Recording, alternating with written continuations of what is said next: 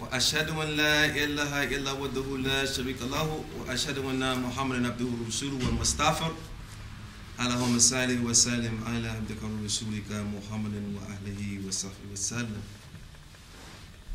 Thank Allah Almighty always for the opportunity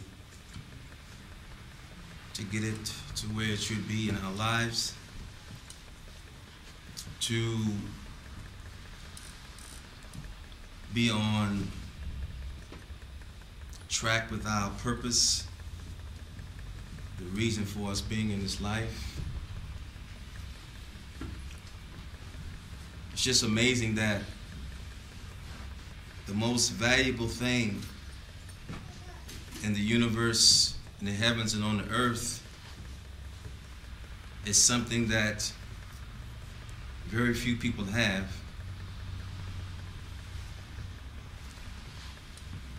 We could be kings or queens, have all the finances, all the fame, all the recognition, and still not have anything.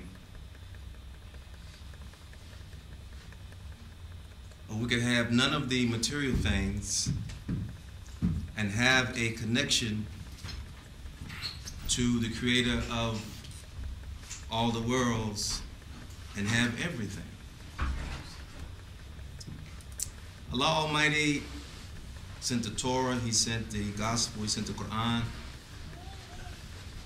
to tell us, to inform us of those things that went before us that we could not have any knowledge about.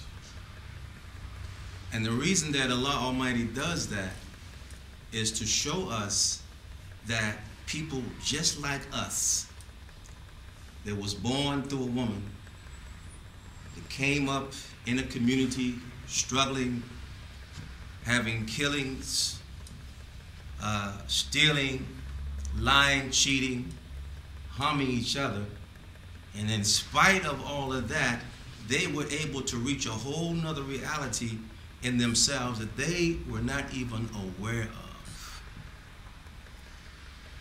Why are we here? Who brought us here? How did we get here? We think that our parents came together and here we are.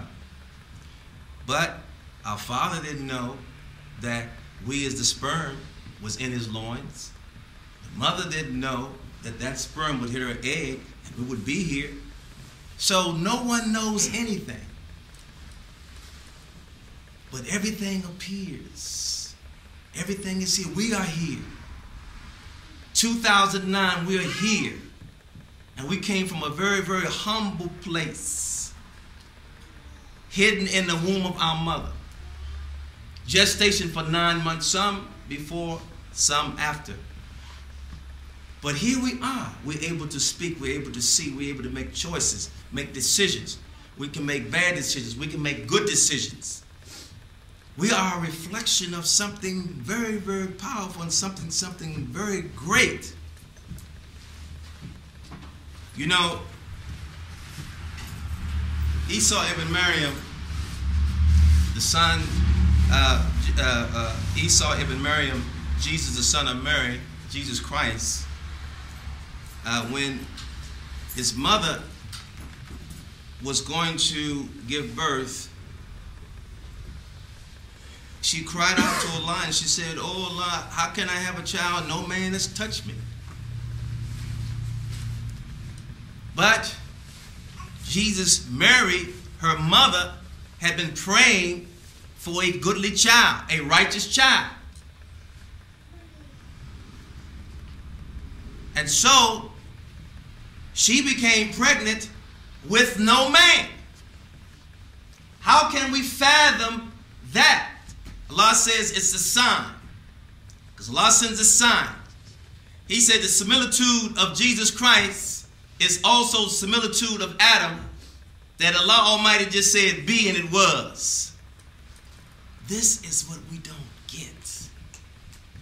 Our mentality is enslaved through cause and effect and using our intellect, trying to control.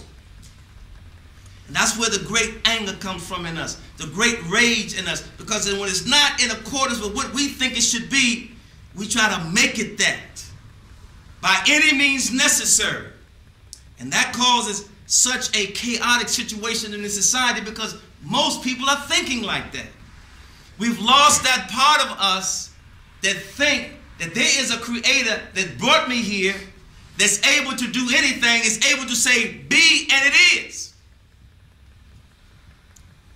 We say it all the time. Of the trillions of sperm cells that came out of the loins of our Father, Allah Almighty said, be, this one will be the one that will represent me in the earth. That's us. But we've forgotten about that. We don't even think about that. We're having hard times and difficulties. We think I have to get myself out of this with my own mind or any way that I can to get out of this. That's an enslavement. That's a curse on our mentality, on our awareness. We are blocked and veiled from the reality and the power that we have access to all the time. Just like anybody can go out in the sunshine and can go under the sun and take benefit from it. Everybody has access to that from east to west, north to south. We all have access to our Creator. You don't have to go nowhere. You don't have to go to a building. We come with it programmed in our being. So Allah Almighty sends signs, and He sends signs to human beings.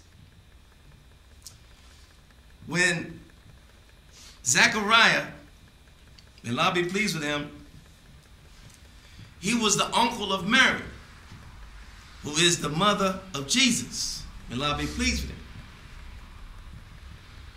And he used to notice it every time because she was in seclusion, and every time that he would go into where she was in seclusion, there was always fresh fruits that were out of the season. He says, how can it be? This is not the season for this fruit, and you have fresh fruits. How is that possible? So she said to her uncle, you mean you don't understand? You mean you don't know? You don't know? You're a man of God and you don't know? She said, Allah does what He wills. He's able to do as He likes because He is the Creator. And you don't know about that? And he felt very, very shy. He was about 126 years old. And his wife was about 98 years old. And so he took from that, and it reminded him of the powers of his Lord.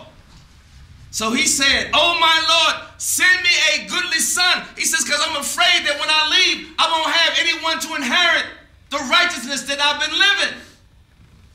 To talk to the people about you, to remind them about you. Angel Gabriel came to him and said, Allah said, for 3 days, don't say nothing to nobody. If you got to talk to him, just use signs. It was working on his heart, working on him. He was 126 years old. And his wife was 98, she was barren. And he was 126 years old. Then after the 3 days, angel came to him and said, glad tidings that Allah Almighty is going to send you a son. His name will be Yahya. People know him as John the Baptist. And he will minister to the people in childhood and in adulthood. And as a child, he didn't play like the other. He didn't play. All the other children was like, what they would do, they would have animals and they would like harming the animals. He was like, get the animals and feed them and protect them.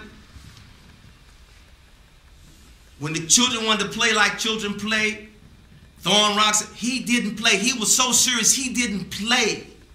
He was serious. He used to witness to people about Allah Almighty. Tell people as a little boy that they should worship their Lord. They should remember their Lord so their Lord will remember them. And they said, look and say, who is this